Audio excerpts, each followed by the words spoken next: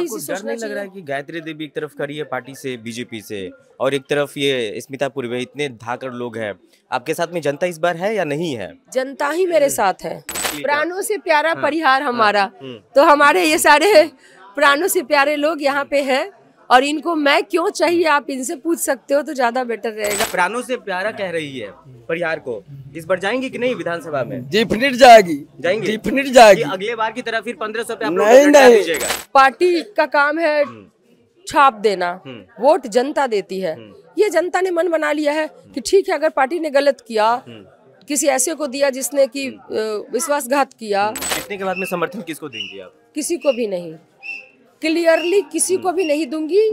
जनता को साफ दिख रहा है कि एक को परिवार बढ़ाना है, दोनों को परिवार बढ़ाना है। पिछले बार 1500 से रह गए थे, इस बार क्या लगता है कि कहां तक जाएंगे? जहाँ तक जाएगा, जीत रहा है जिंदगी। नमस्कार, आप देख रहे हैं नवाचार भारत। मेरा नाम है मनीष कुमार। इस वक्त मैं सीतामढ़ी के परिहार विधानसभा में हूँ।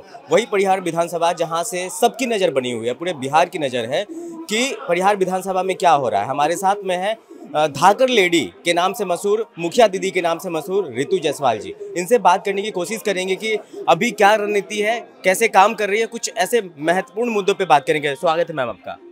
जी बहुत धन्यवाद। आप काफ़ी स्ट्रेस लग रही है मैम। नहीं, स्ट्रेस तो, थकान तो हो जाती है ना, रात पूरे दिन रात लोगों के बीच में जाना, जनसंपर्क तो वो तो रहेगा ही। कैसा चल रहा है परिहार विधानसभा का दौरा?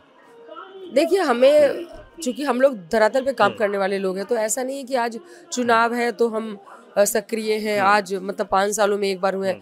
ये सक्रियता 5 साल तक बनी रही है। हमारी लोगों के बीच में रहना, उनके सुख दुख में शामिल होना, उनकी मेडिकल की ज़रूरतें हैं, कुछ भी इस तरह की जो भी उनका रहता है, तो हम लोग उसको पूरा करने का प्रयास करते रहे हैं। तो हाँ, चुनाव के समय में थोड़ी सक्रियता और बढ़ जाती है, क्योंकि आप लोग को ज़्यादा से ज़्यादा लोगों से संपर्क करना होता है, तो जनसंपर्क ज़रूरी है।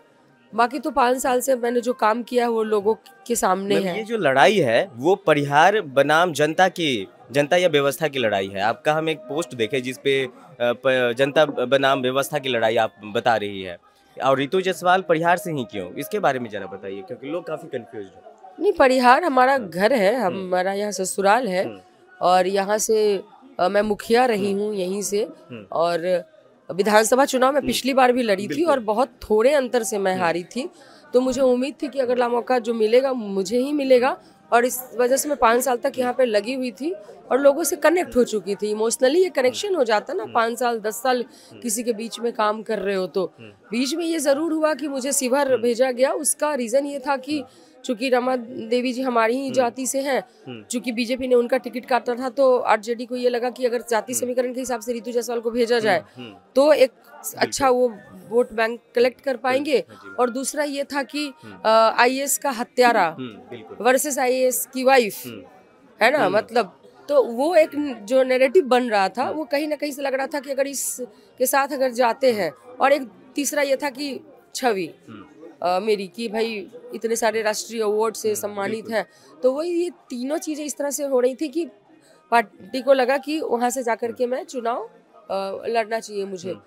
चूंकि बेलसंड और रीगा सीतामढ़ी का ही पार्ट है, तो मैं वहाँ के लिए बाहरी नहीं थी, क्योंकि बेलसंड और रीगा 2 विधानसभा ऐसा जो सीतामढ़ी का है। चूंकि वो हमारा घरेलू विधानसभा है, तो मैं वहाँ बाहरी नहीं थी। जैसे कि लवली आनंद के बारे में कहा जा रहा था कि वो बाहरी है ना, मेरे बारे में कहा जा रहा था कि वो तो उनका तो घर है। तो इस हिसाब से तो पार्टी ने कहा तो ना करना मुश्किल। इस बार आपको निष्कासित कर दिए 6 साल के लिए। उसके पहले मैं बगावत कर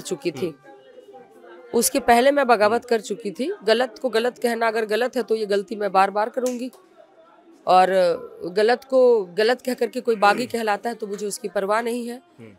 जमीनी किसी भी कार्यकर्ता को राष्ट्रीय जनता दल टिकट दे देती है, ठीक है रितु जी आप छोड़ दीजिए, आप देख लीजिए, आप लोकसभा है आगे, कुछ भी, वो कोई दिक्कत नहीं थी उसमें। लेकिन हमें नहीं दिया, कोई बात नहीं। कई जमीनी कार्यकर्ता जो अपनी खून पसीने से मेहनत से अब टिकट की उम्मीद में रहते हैं कि देंगे, लेकिन उन जमीनी कार्यकर्ताओं को टिकट न दे करके किसको दिया जाता है? ससुर जी का रिटायरमेंट हो गया, ससुर जी 30 साल मतलब आप 6 टर्म उनको एमएलसी का मौका मिलता है, 10 साल वो विधायक रहते हैं, 40 साल तक एक प्रतिनिधित्व कर रहे हैं एमएलसी के तौर पे, विधायक के तौर पे, और उसके बाद जब आपका रिटायरमेंट होता है तो एंट्री बहू की हो जाती है। ये परिवारवाद क्यों? ये परिहार में परिवारवाद नहीं चलेगा। दूसरी तरफ रामनरेश यादव जी, गायत्री देवी जी हैं भाजपा से, पति को केस होता है तो पत्नी आ जाती है, उनको उधर भी यही आपको डर सोचना नहीं लग रहा है चाहिए। कि गायत्री देवी एक तरफ खड़ी है पार्टी से, बीजेपी से, और एक तरफ ये स्मिता पूर्वे, इतने धाकड़ लोग हैं, आपके साथ में जनता इस बार है या नहीं है? जनता ही मेरे साथ है। जनता को साफ दिख रहा है कि एक को परिवार बढ़ाना है, दोनों को परिवार बढ़ाना है, ससुर जी को पुतोहू को बढ़ाना है, पति को पत्नी को बढ़ाना है, फिर बेटे की बारी यार सुनने में आ रही है कि उनके भी देने की बात चल रही थी कि उन्हें दे दिया जाए, तो उनको परिवार दिख रहा है। और रितु जायसवाल को परिहार दिख रहा है, परिहार की फिक्र है, परिहार की चिंता है। फिर जब जनता को रितु जायसवाल दिखा तो 1500 ये वोट कहाँ चलेगा? मैंने कहा ना कि जिन लोगों ने गद्दारी की, जो पार्टी में रह करके हराने का काम किया, उनको ही टिकट से सम्मानित किया गया। कौन नहीं जानता, उनके कई वीडियो वायरल हैं।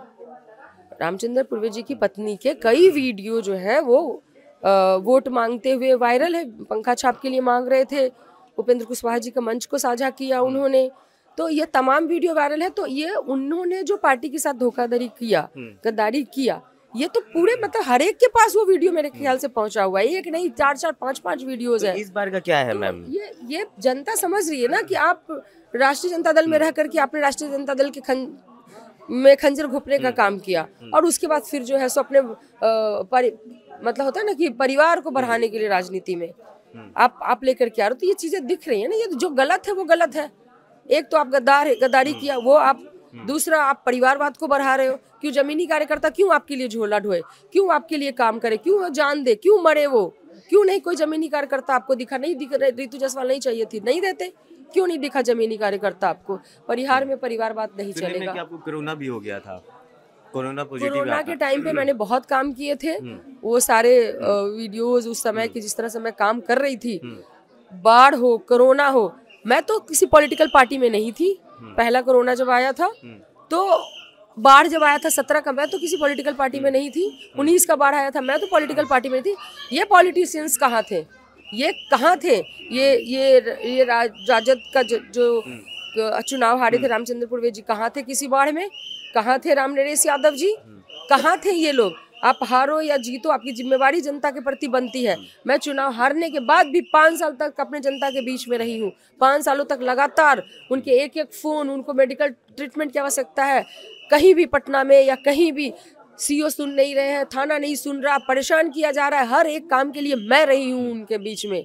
लेकिन ये आप परिहार की एक नेता नहीं है, आप पूरे बिहार की, आपको विधानसभा मिल रहा था बेलसंड का, तो आप चाहती तो वहाँ भी जा सकती थी। लोगों को आपसे आस रहता है कि रितु जी कहीं से आए, लेकिन भरपूर वो आपका समर्थन करते हैं। शिवहर भी गई, काफ़ी बार देखा जा सकता था 1 लाख 1.5 लाख वोटों में ही जो आरजेडी के प्रत्याशी होते थे समेट जाते थे। आपने 4.5 लाख करीबन वोट लाया था। तो ये सब चीज़ें आप तो जाती, बेलसंड भी जीत जाती, चुपचाप विधायक बन जाती, यहाँ से लड़ने का क्या मकसद था? नहीं, बेलसंड तय बात है कि एक ही जाति के 3 लोग वहाँ पे लड़ रहे थे, जो कि एनडीए के वोट को काट रहे थे। तो इसको कह सकते हैं कि वो जीत हो जाती बिल्कुल, और 14 तारीख को मैं विधायक भी बन जाती।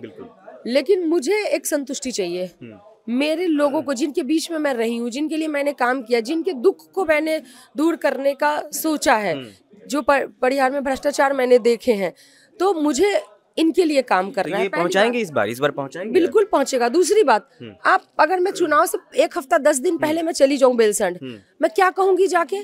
मैं क्या कहूंगी? मैंने कौन सा आपका काम कर दिया? जैसे और भी नेता झूठे वादे करते हैं। मैं किस आधार पे वोट मांगती? जब मैंने कभी वहां पे उनको मैंने अपना चेहरा नहीं दिखाया, गई, ठीक है, लोकसभा लड़ करके मैं आ गई, पार्टी का आदेश हुआ, एक बार मैंने बात मान ली। विधानसभा एक अलग चीज होती है, आप वहाँ पे लोगों से कनेक्ट होते हो, लोग आपके कनेक्शन पे आपको वोट देते हैं, आपके इमोशंस पे आपको वोट देते हैं, आप उनसे कितने कनेक्ट हो इस आधार पे आपको वोट करते हैं। मैं वहाँ जाके क्या कहती, मैंने आपके लिए क्या किया है? किसी के घर में मैंने कुछ होता है ना कि एक दवाई भी पहुंचाई हो, किसी को हॉस्पिटल में भी एडमिट करा हो, ऐसा कुछ नहीं। मैं किस आधार पे वोट मांगती? लेकिन यहाँ पे मेरा आधार है, हक है मेरा, लोग मुझसे जुड़े हुए हैं। तो मेरे लिए विधायक बनना, कहीं जाके मैं विधायक बन जाऊं, ये इम्पोर्टेंट नहीं है। विधायक बन करके मेरे लोग, जिनको मैंने देखा है, जिनके दुख को मैंने देखा है, परिहार सोनबरसा के लोगों को, मुझे उनकी तकलीफ को दूर करना था, और ये मेरा घर है, मुझे यहाँ से चुनाव लड़ना था। तो भी मैं छोड़ देती, अगर गद्दार के बजाय किसी कार्यकर्ता को दे दिया जाता। और गद्दार मैं इसलिए बोल रही हूँ कि अगर किसी ने पार्टी में रह करके अगर हराने का काम किया तो उसके लिए दूसरा अगर कोई शब्द है तो आप मुझे बता दीजिए, मैं गद्दार की वजह वही शब्द यूज कर लूंगी। मैम ये बताइए कि अभी के वक्त में परिहार, सिर्फ परिहार का चुनाव नहीं रह गया, पूरे बिहार का लोग जो है कि परिहार पे नजर कराए बैठा है, उन लोगों के लिए क्या कहना चाहेंगे आप? भाई हम यही कहना चाहते हैं कि आप जो लोग जेन्युइनली आपके लिए काम करना चाहता है, आप त्रस्त है ब्लॉक के भ्रष्टाचार से, आप त्रस्त है कि अच्छे मेडिकल इंस्टीट्यूशंस नहीं है, फैसिलिटीज नहीं है, अच्छे शैक्षणिक संस्थान नहीं है, आप त्रस्त इन बातों से हो, पलायन से त्रस्त हो, आप बच्चा बाहर कमा रहा है, पीछे से परिवार बीमार पड़ जाता है, जब तक घर आता है तब तक उसकी मृत्यु हो चुकी होती है, ये तमाम कुव्यवस्थाओं से आप घिरे हुए हो। तो आप जब वोट डालो तो कम से कम जिनको आप वोट दे, जो आपको लोकल नेता चाहिए उनको आप देखो कि वो आपके लिए क्या सोचते हैं। अगर आप ऊपर देख करके अगर वोट डाल रहे हो तो वो कहीं ना कहीं से आप गलत कर रहे हो। आपको हमेशा जिसको आप चाहिए, आप नीचे लेवल पे आपको देखना चाहिए कि जिनको आप वोट दे रहे हो वो आपके लिए कितना काम करेगा। पार्टी में आप एक बार आरोप लगाई थी कि यहाँ का टिकट बेचा गया है, पार्टी खरीदी है, मतलब 4 करोड़ या 6 करोड़ की बात आई थी इस बीच में, तो इस पे आप क्या कहना चाहेंगी? देखिए इसका ये सब बातें मैं नहीं बता सकती, चीजें क्या है नहीं है, मैं सीधा कोई आरोप नहीं लगा सकती कि पार्टी ने खरीदा या बेचा या क्या है या नहीं है, मैं इन बातों पे नहीं जाना चाहती हूँ। मेरा मुद्दा ये है आपने टिकट किसको दिया, वंशवाद को बढ़ावा दिया, ये तो सब देख रहे हैं ना कि ससुर जी के बाद पुतोहू आई तो वंशवाद को बढ़ावा दिया। दूसरा जिसने आपके पार्टी के साथ विश्वासघात किया, ये 2 मैटर है। मुझे कहीं से भी देते थे तब भी कोई मुझे कहते आप मत लड़ो, तब भी मुझे कोई प्रॉब्लम नहीं थी, है ना। कहीं तो और मैं जाती नहीं विधानसभा के लिए, तो तय है। जीतने के बाद में समर्थन किसको देंगी आप? किसी को भी नहीं, क्लियरली किसी को भी नहीं दूंगी।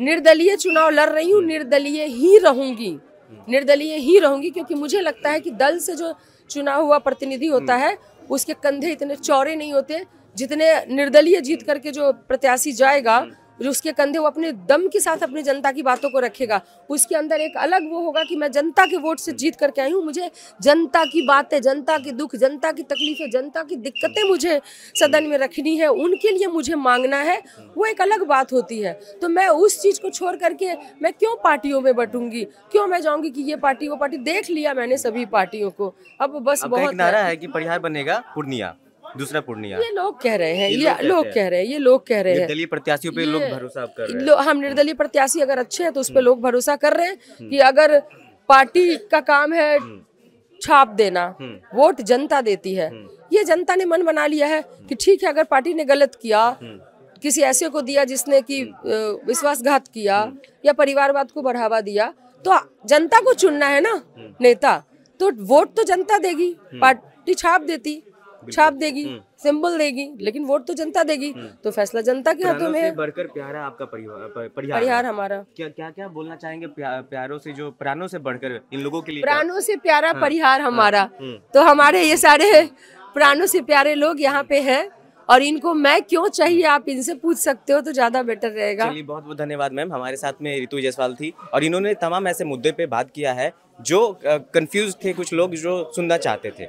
तो आप देख रहे हैं नवाचार भारत। कैसा लगा रितु जी का जो कहना, उनका टिप्पणी, और कमेंट बॉक्स में जरूर बताइएगा। बाकी देख रहे हैं परिहार की जनता से भी 1-2 बातें कर लेते हैं। प्राणों से प्यारा कह रही है परिहार को, इस बार जाएंगी कि नहीं विधानसभा में? डिफिनिट जाएगी, डिफिनिट जाएगी। अगले बार की तरह फिर 1500 पे आप नहीं, इस बार मतलब रितु जायसवाल को वोट जो आएगा, एक तरफ रितु जायसवाल का वोट, बाकी 8 कैंडिडेट का वोट एक तरफ। इतने भारी मत से रितु जायसवाल जीतने जा रही है। कौन कहता है रितु जायसवाल को किसी से लड़ाई है? रितु जायसवाल को किसी से लड़ाई नहीं है। यहाँ का जनता, 1 मिनट, यहाँ के जनता क्या कहती है?